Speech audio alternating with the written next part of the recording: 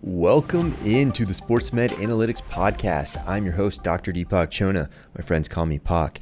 If you're looking for more, hit us up on any social media platform, searching SportsMed Analytics, all one word, and give us your comments and questions. There's a ton of injury news to break down, so we're just going to dive right in. Starting with Zach Wilson. So the Jets are not committing to a timeline, but Zach Wilson had his meniscus trimmed rather than repaired. So what that means for the short term is a faster recovery, and when he does come back, very little impact on his production is expected. They are reporting 4 to 6 weeks, but our data on pocket QBs says they actually tend to bounce back closer to 3 to 4. So while week 1 is still in question, I would lean towards seeing Zach Wilson out there. Injury impact here, 6 out of 10. Second, we go to James Robinson, Jacksonville running back. The Jags are expecting him back for week 1, but he'll be only 9 months out from his Achilles. So because of that, the algorithm predicts him at 80% of his pre-injury explosiveness to kick off week 1. Now, he should be pretty good by the end of the year. His 90% threshold should arrive by about week 9. And with the Achilles, there's not a major re-injury risk here, but it does tend to drop running back performance a lot more severely than most other injuries, ACLs, hamstrings, etc. Injury impact here, 7 out of 10. If you want to hear more about James Robinson and Travis Etienne and how to play this Jags backfield, check out the article we wrote on Fantasy Pros. Next, we go to Philadelphia, Miles Sanders. We do not want to see a hamstring strain for a running back right now, and there is a high chance that he makes a full recovery about 4 weeks from now by week 1. But having a preseason hamstring strain does tend to make running backs more prone to missing time later that season. And now add in the fact that Miles Sanders has missed 9 games over the past 2 years, and then the other fact that he's in a deep committee backfield and some of the touches are going to go to Jalen Hurts. So we're probably avoiding Sanders in most formats. Injury impact, though, 4 out of 10. Chris Godwin. Love to see the progress Chris Godwin is making seemingly week after week. He made a big step moving from non-contact practice to now being cleared for contact. A return in weeks 1 to 3 is what we've been projecting for a little while now, and it's looking increasingly likely. But the key question here is still production. So with an ACL, the average wide receiver sees a decline in their performance. And that decline in performance lasts about 1 year and recovers over time.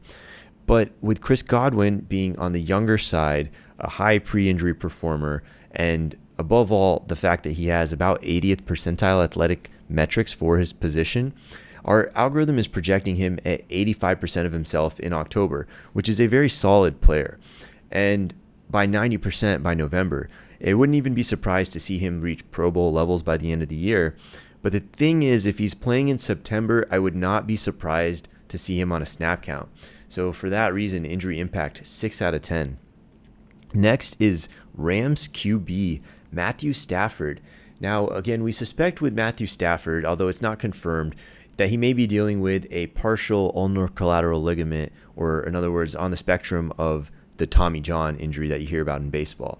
So this injury has been going on for some time. He did average over 300 yards a game on about 40 attempts in the playoffs, multiple games, presumably dealing with this injury. And presumably it was worse than it is now during those playoffs.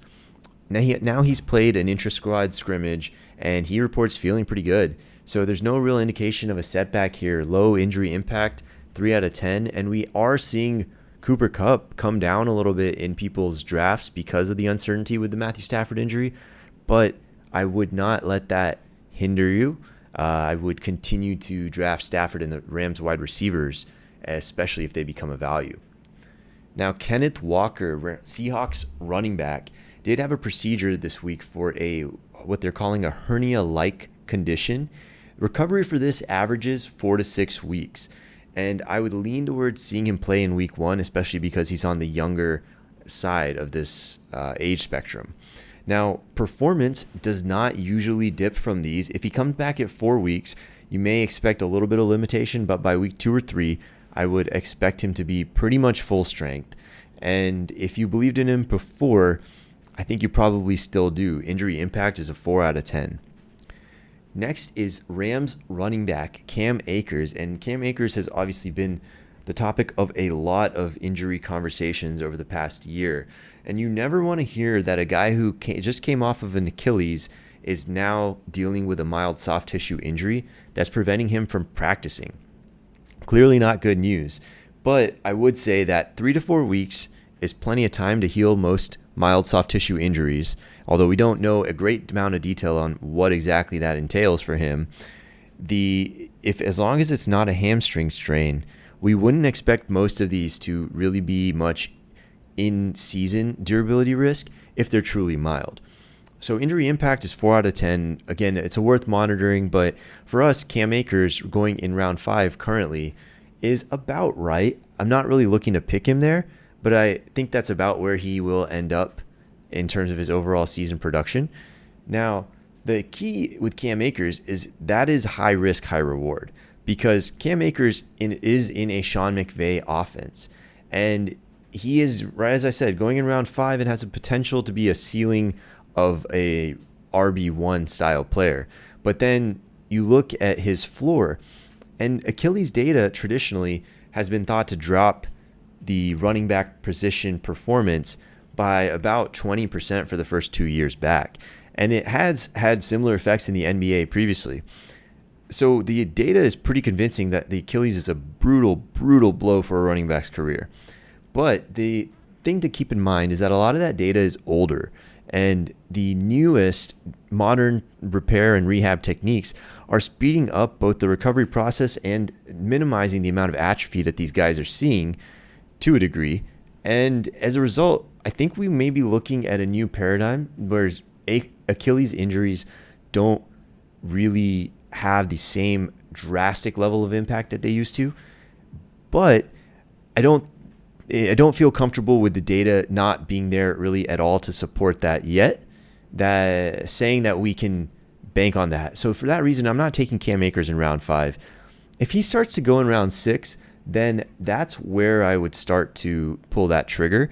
And I think, as I said, you're getting a Sean McVay number 1 running back, and you know he's going to get opportunity, because even when he came back last year averaging 2.6 yards per carry, they were feeding him.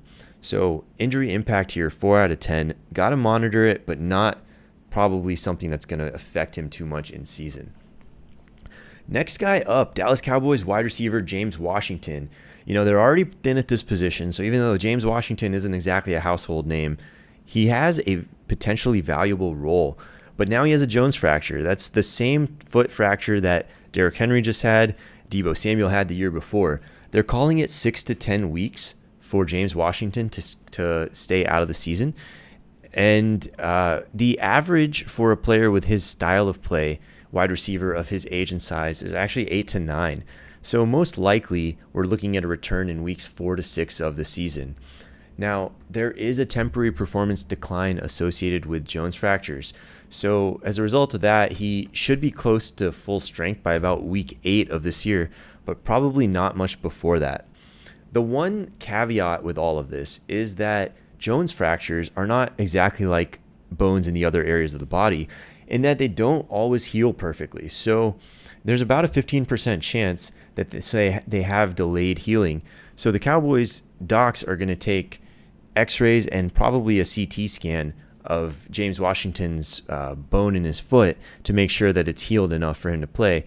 And if all goes smoothly, then we're talking those 8 to 9 weeks. But there is that chance that healing is delayed, and it may be similar to what we've seen with Zion Williamson, where things have not necessarily gone exactly as we planned, as we had hoped, and how he had probably planned for them. So keeping that in mind, we're going to say injury impact 6 out of 10. Next is J.K. Dobbins. This is a guy I'm really rooting for. And the reason is that he'd be beating running back position averages if he played week 1. Remember, he wasn't just an ACL. He also had a ligament on the lateral side of his knee affected. And for that reason, the average timeline, it takes about 15 months for players to come back from this. So he'd be 2 to 3 months before that if he plays. But our data is calling it a 75% chance of happening, just based on the deeper injury analytics. He's young. He's hyper athletic. Remember, he had the highest SPARQ score coming out of high school at his position in the country. And for that reason, he's projected to be at 85% of peak explosiveness if he does play week 1. But we must consider that that does not mean the same as production. Because of his clear long-term potential, we'd expect to see J.K. Dobbins be ramped up a little bit, probably over the course of about 3 games, the first 3 games that he plays. So look for J.K. Dobbins to hit high levels at some point this year, but probably not straight out of the gate. Injury impact 4 out of 10. Next, we go to George Pickens, and we're happy to report there's no injury to talk about here, but we also want to know what the injury does tell us about his previous history. And we broke this down on Fantasy Pros right before the NFL draft. But basically, George Pickens at the end of 2020 played against 2 top 25 opponents and put up 250 yards and 3 touchdowns. And that was his coming out party at University of Georgia. Then he tore his ACL in March 2021. He went hyperspeed through that rehab. He came back in under 9 months. And keep in mind, the average time for this injury is usually closer to 10 and a half, and that's in the NFL. So as a college student, he came back in under 9 months, and he put up pretty underwhelming numbers, and that was in both the UGA games and the NFL Combine. But that's really exactly what the wide receiver ACL data would have predicted, coming off that soon from the injury. So when it comes to George Pickens, the reality is we've probably only started to scratch the surface of his potential. There's a good chance George Pickens has, other than those couple of games before he tore his ACL in March 2021, that there's a good chance that George Pickens' last year's production was really only a shell of himself. And that is all I have for you today. This is Deepak Chona signing off from the Sportsmed Analytics Podcast. Do hit us up and join us next time.